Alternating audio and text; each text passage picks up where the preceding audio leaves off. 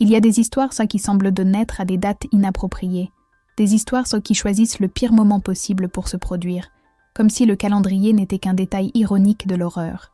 Noël, par exemple, est fait pour les lumières chaudes, les rires faciles, les tables bien garnies et ce sentiment enfantin que, pendant quelques jours au moins, le monde suspend sa cruauté.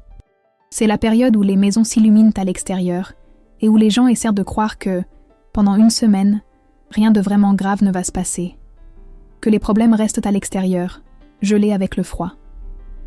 Mais la vérité est que, parfois, c'est justement lorsque tout le monde baisse sa garde que le pire décide de se manifester. Sans frapper à la porte, sans demander la permission, mais en entrant comme s'il avait toujours appartenu à cet endroit. En 2008, j'ai appris cela de la manière la plus brutale qui soit. Cette année-là, le monde semblait déjà hors de contrôle. La crise financière avait englouti les emplois, les projets et les certitudes à une vitesse effrayante. Les gens, qui peu de temps auparavant parlaient de promotion, de financement et de voyage, ont commencé à chuchoter à propos de licenciements, d'hypothèques et de factures en retard. Il y avait une peur silencieuse dans l'air, une tension qui n'apparaissait pas dans les gros titres, mais qui se ressentait dans les couloirs des bureaux, dans les bars plus vides, dans les conversations interrompues. Même ceux qui souriaient semblaient faire semblant, comme si le sourire était plus un effort qu'un réflexe naturel. Pourtant, rien de tout cela n'était comparable à ce qui se passait beaucoup plus près de moi, quelque chose de beaucoup plus intime. Quelque chose qui n'apparaissait ni dans les graphiques ni dans les journaux. Une amie très proche, que j'appellerais Jane, a commencé à changer de manière étrange. Cela ne s'est pas fait d'un seul coup. Il n'y a pas eu d'événement spécifique qui explique tout. Ce fut une transformation lente, presque imperceptible au début. Jane a toujours été expansive, pleine d'esprit, du genre à illuminer une pièce sans effort. Elle arrivait et, sans s'en rendre compte, mettait les gens à l'aise. Il était facile d'être près d'elle. Mais après son mariage, quelque chose a commencé à s'éteindre. D'abord, c'était son rire facile. Puis, son énergie. En peu de temps, on aurait dit que quelqu'un drainait chaque centimètre de vie qui lui restait. Elle était toujours présente physiquement, mais il y avait quelque chose d'absent dans son regard. Une fatigue qui ne correspondait pas à son âge. Une tension constante, comme si elle s'attendait toujours à ce que quelque chose de mauvais arrive. Nous avions des soupçons. Tout le monde avait des soupçons. Les amis en parlaient à voix basse. Les membres de la famille échangèrent des regards gênés. Mais personne n'imaginait à quel point cela allait loin. Peut-être parce qu'admettre cela signifiait accepter que quelque chose de monstrueux se passait sous nos yeux. Quand Jane a finalement parlé, c'était comme si le sol s'était effondré. Il n'y a pas eu de drame exagéré. Il n'y a pas eu de cris. Juste des faits, racontés d'une voix si maîtrisée qu'elle était plus perturbante que n'importe quel cri. Son mari, Nick, ne se contentait pas de la contrôler. Il la terrorisait. Il était prudent, presque méthodique. Il laissait rarement des marques visibles, mais cela ne signifiait pas qu'il n'y avait pas de violence. Il la frappait. Il l'étranglait. Il la poussait. Il l'intimidait. Une fois, après une dispute au sujet de l'alcool, il a enfermé Jane dans le grenier pendant une journée entière. Seule, dans le noir, sans savoir quand elle sortirait, sans savoir si elle sortirait, et toujours la même phrase, toujours la même menace. Si tu en parles à quelqu'un, je te tue. Jane disait qu'il disait cela avec un calme effrayant, presque didactique, comme s'il expliquait une conséquence évidente. Il n'y avait pas de colère explosive, il n'y avait pas de perte de contrôle. C'était une conviction, c'était une certitude. Le plus troublant, c'est que Nick n'avait pas toujours été comme ça. Quand nous l'avons rencontré, il semblait être un type tout à fait normal, polite, gentil, serviable. Le genre de personne que vous ne considéreriez jamais comme dangereuse. Le changement est survenu après la mort de son père. Un homme qui, selon Jane, avait fait exactement la même chose à sa propre femme. Nick est tombé en dépression et en est sorti différent. Pas brisé, pas repentant. Pire, convaincu qu'il en avait le droit, convaincu que c'était normal. Des mois ont passé dans le silence, la peur et la planification, des conversations chuchotées, des appels téléphoniques discrets, des avocats, des visites à la police. Aucune garantie réelle de sécurité. Toujours le sentiment que si quelque chose tournait mal, il n'y aurait pas le temps de réparer. Jusqu'à ce qu'en septembre, Jane obtienne quelque chose de décisif. un enregistrement, une preuve claire et indéniable de la violence. Quelque chose qui ne pouvait être expliqué, relativisé ou ignoré. Lorsque la police a vu la vidéo, Nick a été arrêté le jour même. Le procès s'est déroulé rapidement. Il a plaidé coupable. Il a parié qu'il recevrait une peine légère. Jane en avait horreur. Un bout de papier disant « Ne vous approchez pas » n'empêcherait pas quelqu'un comme lui. Mais contre toute attente, le juge a été sévère. 5 ans de prison. 5 ans. Pendant un bref instant, cela a semblé être la fin d'un cauchemar. Mais ce n'était pas le cas. Jane a été soulagée, pendant quelques jours. Puis, le vide est arrivé. La conscience brutale du temps perdu, des années effacées, de la vie qui ne reviendra pas. L'emprisonnement de Nick ne lui rendait pas celle qu'elle était avant. Nous avons compris qu'elle avait besoin de quelque chose de simple. Un répit, une nuit sans peur. Un rappel qu'il était encore possible de rire sans regarder par-dessus son épaule. C'est ainsi qu'est née l'idée de la fête de Noël. Rien d'extraordinaire. Juste des amis proches, de la nourriture, de la musique, du vin et une seule règle. Personne ne parlerait de Nick, ni du passé, ni du procès. Cette nuit-là serait uniquement consacrée à la vie. Le samedi prévu, la maison était pleine. Décoration exagérée, odeur de nourriture répandue dans les pièces, voix forte, rire sincère. Jane était différente. Pour la première fois depuis longtemps, elle riait sans se surveiller, sans attendre une explosion. C'était comme si, pendant quelques heures, elle avait oublié que le monde pouvait être cruel. La musique s'est intensifiée, le vin a circulé, quelqu'un a mis « I Will Survive » et Jane a chanté comme si elle arrachait quelque chose de sa poitrine. Ce n'était pas seulement une chanson, c'était un exutoire. C'était beau, c'était libérateur, jusqu'à ce que ça ne le soit plus. À un moment donné, Jane est allée aux toilettes à l'étage. Un trajet court, quelques pas dans le couloir. Un couloir qui passait devant une grande fenêtre donnant sur la rue. Une de ces fenêtres qui, la nuit, font office à la fois de miroir et de piège. Elle a mis du temps. Quand elle est revenue, elle n'avait pas l'air ivre. Elle avait l'air terrifiée, le visage pâle, les yeux écarquillés. Il est dehors. Au début, personne n'a compris.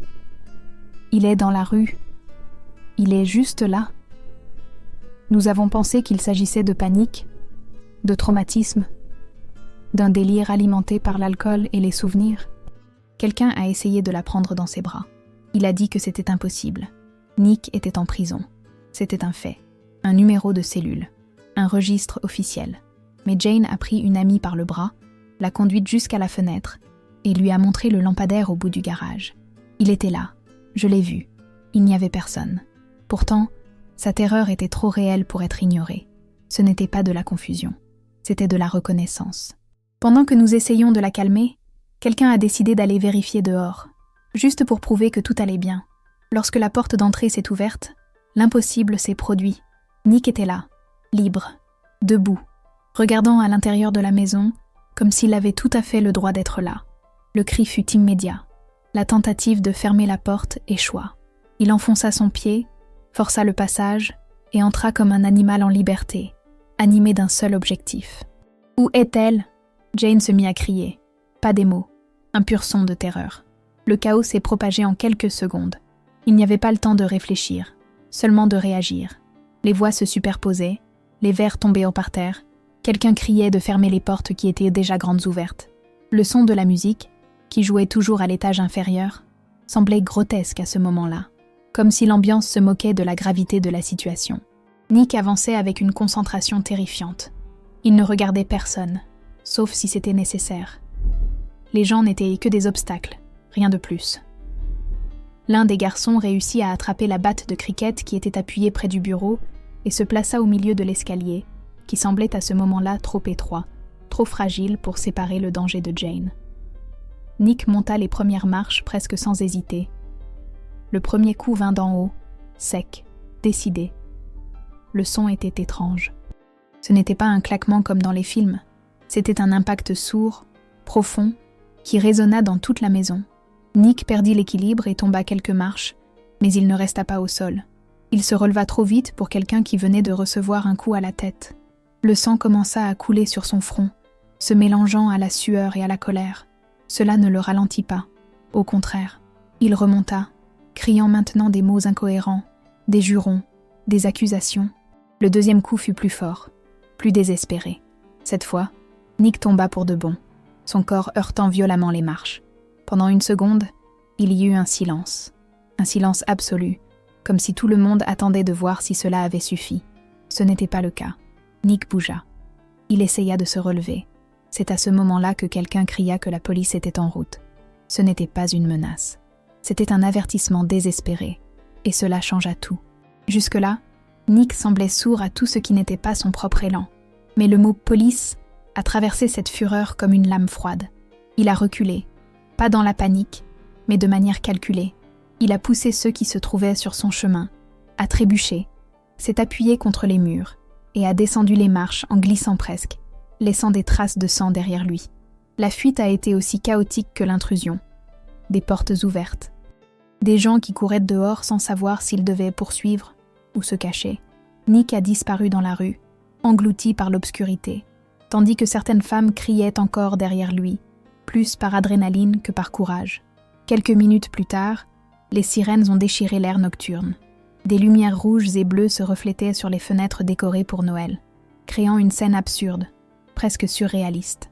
La maison, qui quelques minutes auparavant était remplie de rires, ressemblait désormais à un champ de bataille improvisé. Jane n'est pas sortie immédiatement de la salle de bain. Elle était enfermée à l'intérieur, assise par terre, les mains sur les oreilles, répétant à voix basse qu'il allait revenir. Elle n'est sortie que lorsqu'une policière a frappé à la porte et lui a dit, avec une fermeté acquise à force d'entraînement, qu'il était en sécurité. Malgré tout, Jane tremblait tellement qu'elle pouvait à peine se tenir debout. Pendant que nous faisions nos dépositions, une question revenait sans cesse, presque comme un mantra absurde, passant de bouche en bouche. Comment se faisait-il qu'il soit libre ? La réponse ne vint pas cette nuit-là, ni le lendemain. Elle vint quelques jours plus tard, froide, bureaucratique, presque offensive tant elle était simple. Une erreur administrative, une erreur grotesque, un formulaire mal rempli. Un champ mal coché dans un système qui était justement censé empêcher cela. Nick a été classé comme pouvant être libéré sans surveillance. Il a récupéré ses affaires, y compris son téléphone, y compris l'accès au monde. Il lui a suffi de quelques minutes sur les réseaux sociaux pour découvrir où Jane se trouverait cette nuit-là. Et il est venu. Il a été repris quelques jours plus tard, après une brève recherche. Il est retourné en prison. Mais rien de tout cela n'a effacé ce qui s'était passé. Cette nuit-là est restée gravée dans notre mémoire comme une blessure qui ne cicatrise jamais complètement. Et elle m'a appris quelque chose que je n'ai jamais oublié. Parfois, l'horreur ne s'échappe pas. Elle est invitée. Elle entre parce que quelqu'un, quelque part, a coché la mauvaise option. Des années auparavant, ma famille avait déjà vécu un autre Noël où le mal avait décidé de se déguiser. En 1961, dans une petite ville de l'Arkansas, ma grand-mère a emmené mon père, alors enfant, à un événement de Noël organisé par des bénévoles locaux. Un endroit simple, installé dans un grand hangar décoré de papier coloré, de lumière clignotante et de coton imitant la neige. Les enfants couraient, chantaient, riaient, tout semblait exactement comme il se devait. Sauf que quelque chose n'allait pas. Ma grand-mère l'a senti avant même de pouvoir expliquer pourquoi. Le Père Noël semblait trop jeune. Sa barbe ne bougeait pas correctement. Ses vêtements semblaient improvisés. Mais le détail qui est vraiment resté gravé dans sa mémoire, ce sont ses yeux. L'un était bleu clair, l'autre était marron foncé. Elle a laissé mon père là-bas, essayant d'ignorer ce sentiment désagréable, se disant qu'elle exagérait. Les adultes font cela tout le temps. Ils justifient l'étrange pour maintenir la normalité. Quelques heures plus tard, à la maison, alors qu'elle cuisinait et écoutait la radio, la programmation a été interrompue par une alerte urgente.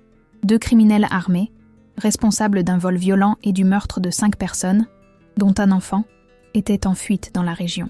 La description a suivi. L'un d'eux avait les yeux de couleurs différentes. Ma grand-mère n'a pas réfléchi. Elle n'a appelé personne. Elle n'a pas demandé d'aide.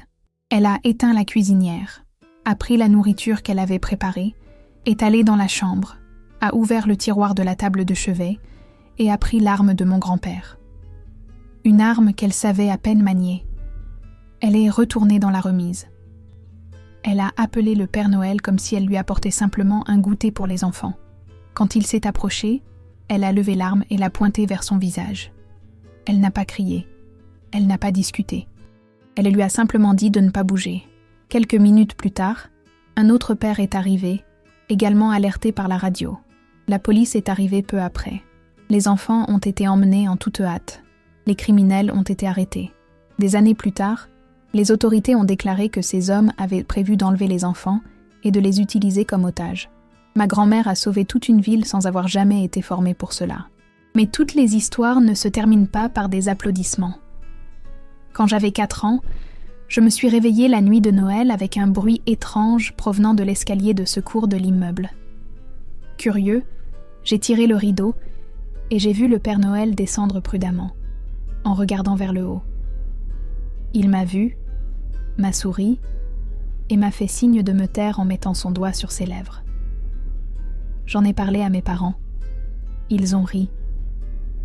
Des années plus tard, mon père m'a dit la vérité. Cette nuit-là, un homme avait été assassiné à l'étage supérieur.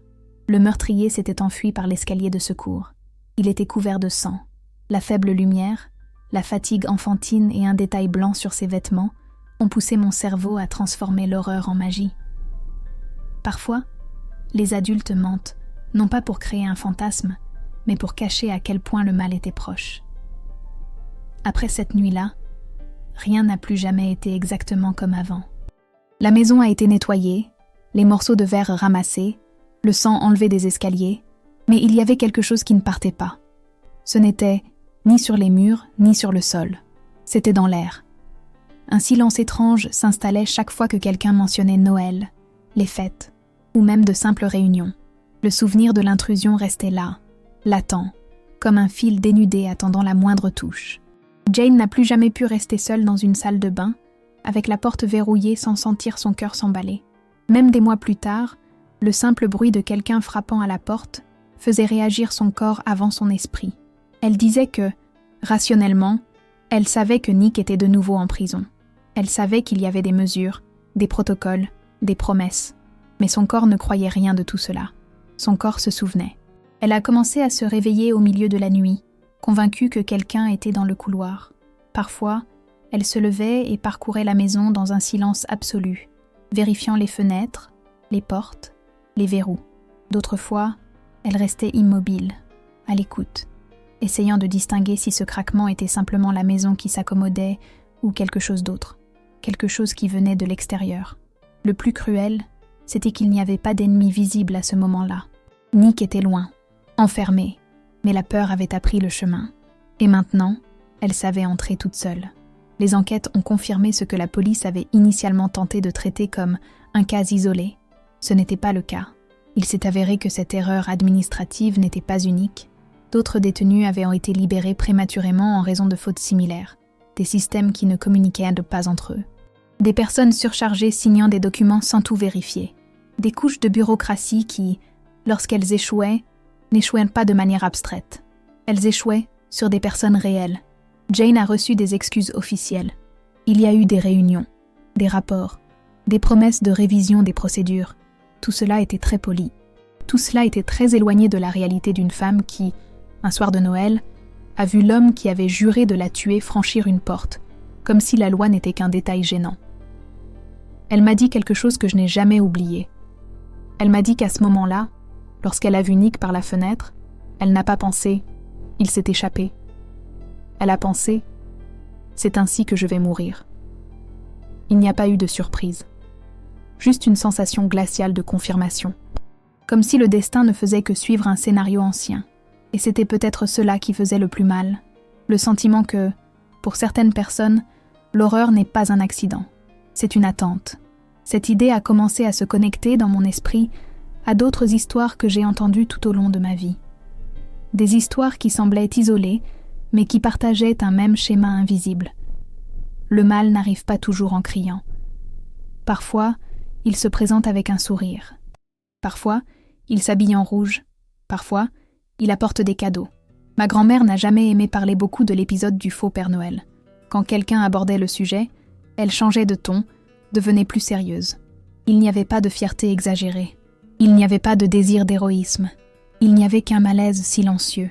Comme si elle savait qu'elle s'était trop approchée de quelque chose qu'elle préférait ne pas regarder directement. Des années plus tard, je lui ai demandé si elle avait eu peur ce jour-là. Elle m'a répondu que oui, mais que la peur n'était venue qu'après.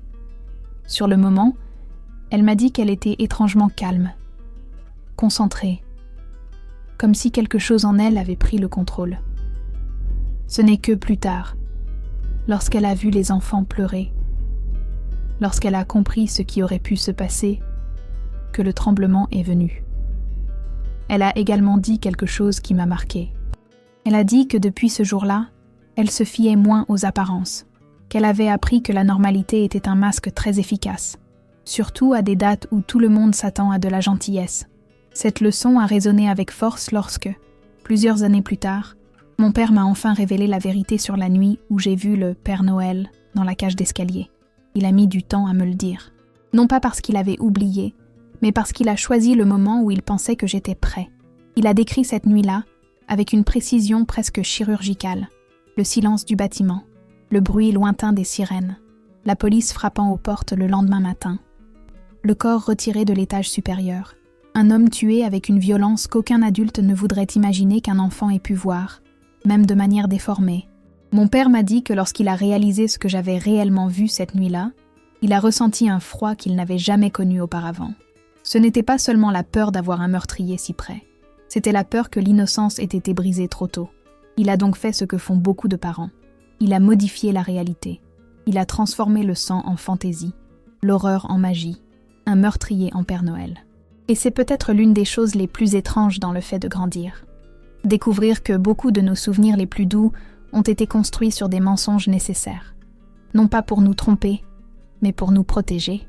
Avec le temps, j'ai commencé à comprendre que ces trois histoires, celle de Jane, celle de ma grand-mère et la mienne, n'étaient pas seulement des coïncidences de Noël. Elles abordaient le même thème sous des angles différents. Elles parlaient de la façon dont le mal se cache mieux lorsque tout le monde est distrait, de la façon dont il s'infiltre dans des espaces sûrs en utilisant la confiance comme clé. Jane a survécu, mais pas sans cicatrices. Elle a reconstruit sa vie petit à petit. Elle a changé de maison. Elle a changé de routine. Elle a changé ses habitudes. Aujourd'hui encore, elle évite les grandes fêtes. Elle préfère les environnements contrôlés, les portes visibles, les issues claires. Ce n'est pas de la paranoïa, comme certains aiment à le dire. C'est de l'adaptation. Ma grand-mère a vieilli en portant ce souvenir comme un lourd secret. Non pas parce qu'elle le regrettait, mais parce qu'elle savait que tout le monde ne veut pas entendre des histoires où Noël a failli se terminer en tragédie. De telles histoires brisent l'illusion. Et beaucoup de gens préfèrent l'illusion. Quant à moi, j'ai commencé à voir les dates commémoratives d'une autre manière. Non pas avec une peur constante, mais avec attention. J'ai appris que ce n'est pas une faiblesse de garder les yeux ouverts quand tout le monde décide de les fermer, car Noël n'éloigne pas les monstres. Il les éclaire simplement mieux, et tous ne portent pas des griffes. Certains portent des costumes bien repassés, d'autres portent des costumes mal cousus, et certains entrent en souriant, car ils savent qu'ils ont été invités.